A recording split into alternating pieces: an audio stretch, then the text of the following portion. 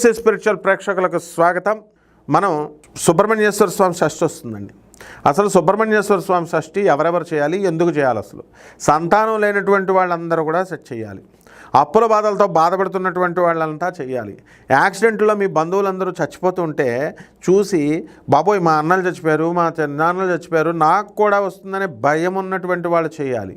నీకు భయం లేకపోతే కనుక అది జీన్స్ నుంచి వస్తుంది కాబట్టి కంపల్సరీ మన పూర్వీకులకు జరిగేదే మనకు జరుగుద్ది కాబట్టి కంపల్సరీ ఇటువంటి అరిష్టాలన్నీ నివారించేది ఒక్క సుబ్రహ్మణ్యేశ్వర స్వామి వారే.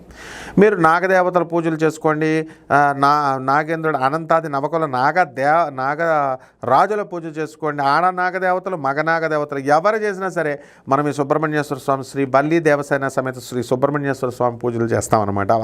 వాళ్ళకే చెందుతాయి. ఇక సుబ్రహ్మణ్యేశ్వర స్వామి రోజున ఏం చేయాలండి అంటే తెల్లారుజామున స్నానం చేస్తాం చక్కగా, ఆ తర్వాత పుట్టకి వెళ్తాము, పుట్టలో పాలు పోస్తాము. అలాగే గౌరీపుత్రుడు కనుక ఆయన ఆ పుట్ట మట్టిని మనము ఈ యొక్క చెవికి కంటికి మనం రాసుకుంటాం, సుబ్రహ్మణ్యేశ్వర స్వామి మాకు ఎప్పుడు కనబడకు అని దండం పెట్టుకోవాలి. అలాగే చిమ్మిలిని ఆయన తయారు చేసి ఓం శరవణ భవ అనేటటువంటి మంత్రంతో మనం జపిస్తూ ఆ చిమ్మిల్ని నైవేద్యం కింద స్వామివారికి పెట్టాలి. పెట్టిన తర్వాత మనం ఏం చేయాలండి, సుబ్రహ్మణ్యేశ్వర స్వామి రోజున ఎర్రని పుష్పాలు ఎర్రని ఫలాలు మనం ఇంట్లోనే మనం నివేదన చేయొచ్చు. మనకి చాలా సుబ్రహ్మణ్యేశ్వర స్వామి డిమాండ్ ఇప్పుడు బాగా పెరిగిపోయింది, పాపులర్ అయిపోయాడు.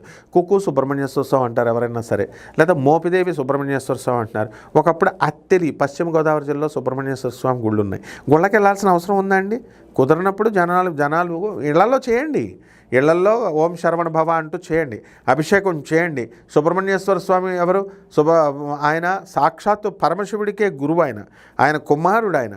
కాబట్టి ఎర్రని పుష్పాలు పెట్టి ఓం శరవణ భవ అనేటటువంటి మంత్రంతో సుబ్రహ్మణ్యేశ్వర స్వామి వారి అష్టకం కనుక చేసినట్లయితే మీకు బ్రహ్మాండంగా తీరిపోతుంది మీ అప్పులన్నీ కూడా. పంచమి, చవితి, షష్ఠి, ఆదివారము, మంగళవారము, శనివారము ఇవన్నీ కూడా సుబ్రహ్మణ్యేశ్వర స్వామికి చెందినటువంటివి రోజులు, దినాలు, నక్షత్రాలు.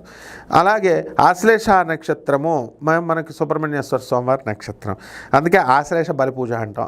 ఈ పూజలు, ఈ ఆశ్లేష బలి పూజలు, మోక్షనారాయణ బలి పూజలు, ఇవన్నీ ఏమీ చేయించుకోవాల్సినటువంటి అవసరం లేదు ఒక్క సుబ్బారాయుడు షష్ఠి కనుక చేస్తున్నట్లయితే.